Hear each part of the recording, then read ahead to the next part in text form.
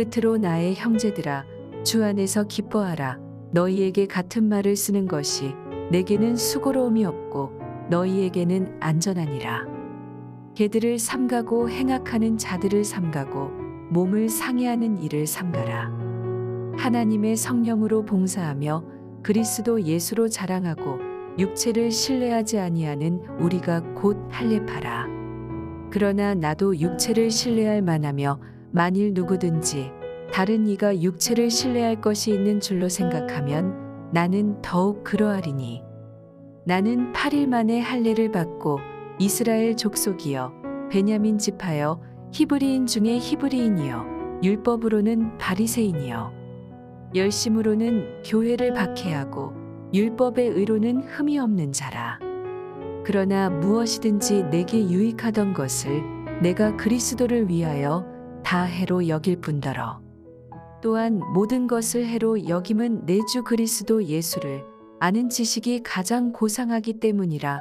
내가 그를 위하여 모든 것을 잃어버리고 배설물로 여김은 그리스도를 얻고 그 안에서 발견되려 함이니 내가 가진 의는 율법에서 난 것이 아니요 오직 그리스도를 믿음으로 말미암은 것이니 곧 믿음으로 하나님께로부터 난 의라.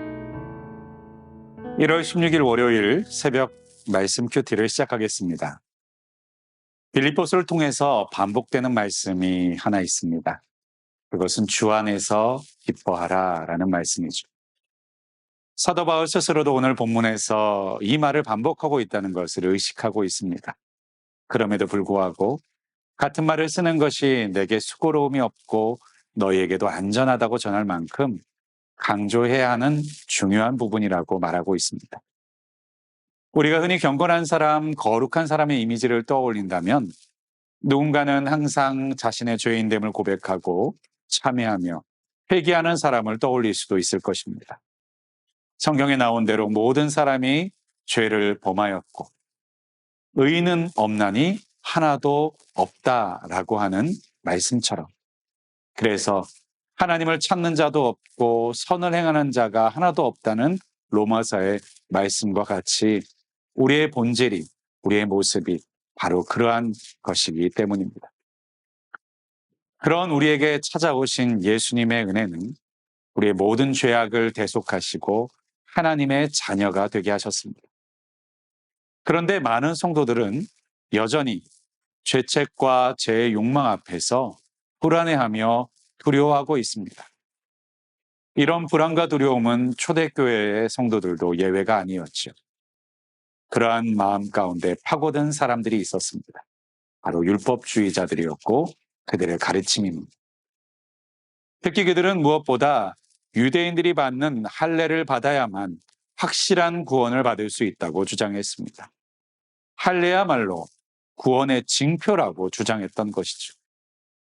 이런 율법주의자들의 할례에 대한 주장은 성경 갈라디아서 5장 1절에 사도 바울은 이렇게 반박하고 있습니다.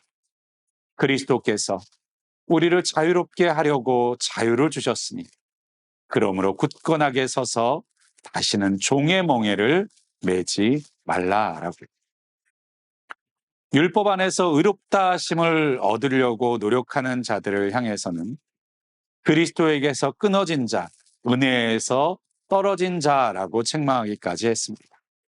더 나아가 갈라디아서 5장 6절에서는 예수 안에서는 할례나 무할례나 효력이 없고 오직 사랑 안에서 역사하는 믿음뿐이라고 강조하고 있습니다. 이런 율법주의자들의 공격은 오랫동안 사도 바울의 목회와 성도들을 가르치는 일에 장애가 되었습니다. 특히 사도 바울과 바나바가 사역했던 안디옥 교회에서도 동일한 문제가 있었죠. 이 문제를 해결하기 위해서 사도 바울은 먼 예루살렘까지 내려가 사도들의 동의를 구해야만 할 정도였습니다.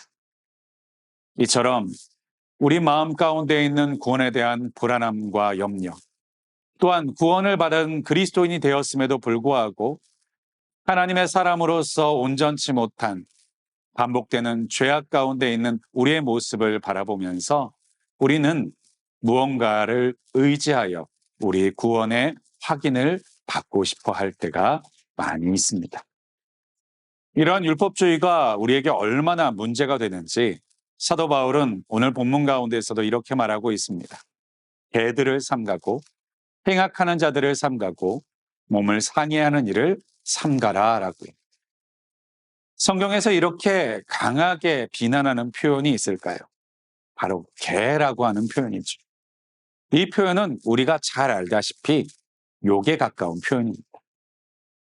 이렇게까지 사도 바울이 비판하고 강조할 만큼 율법주의가 왜 문제가 될까요? 율법주의에는 기쁨이 있을 수 없기 때문입니다.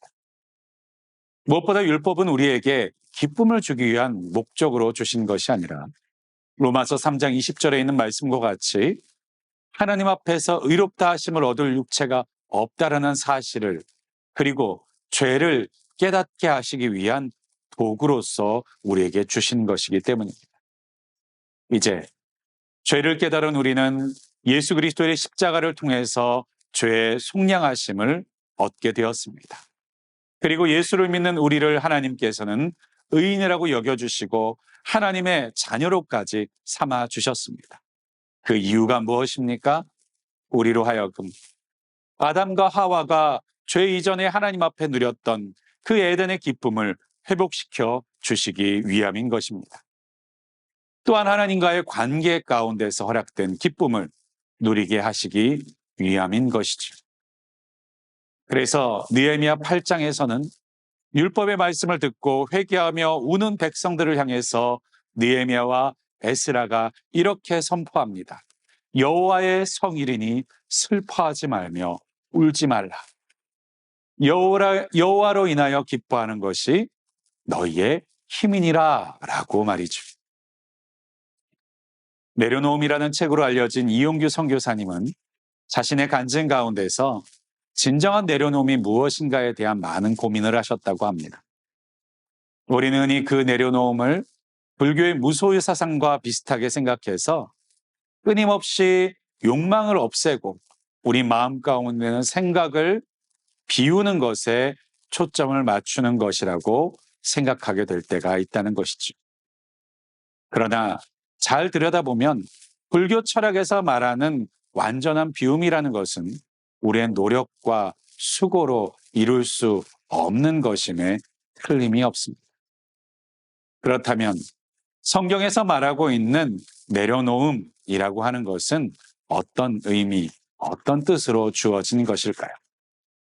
그것은 하나님으로부터 주어지는 하나님과의 관계 속에서만 이루어질 수 있는 것이라고 성경에서 말씀하고 계시고, 내려놓음이라는 것은 그저 우리 안에 있는 것을 비우는 것으로 끝나는 것이 아니라 채워지는 것으로서 완성되는다는 사실입니다. 즉 우리의 마음이 모든 것이 세상의 욕망과 어려움들이 비워지고 하나님 한 분만으로 만족하게 되는 삶으로 나아가는 것, 바로 가장 좋은 것으로 채워지는 과정이 바로 내려놓음이라는 것이죠.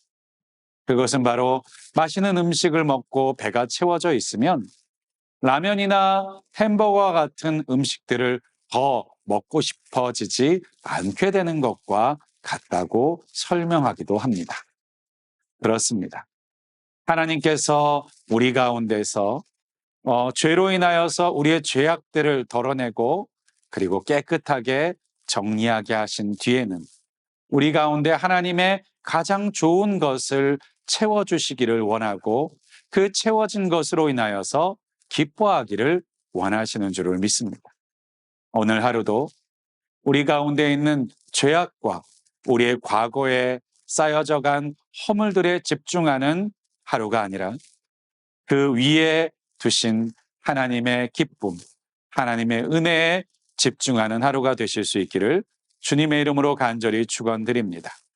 그래서 오늘도 하나님께서 우리를 향해 기대하시는 그 기쁨으로 충만한 하나님의 사람이 되시기를 주님의 이름으로 간절히 축원드립니다.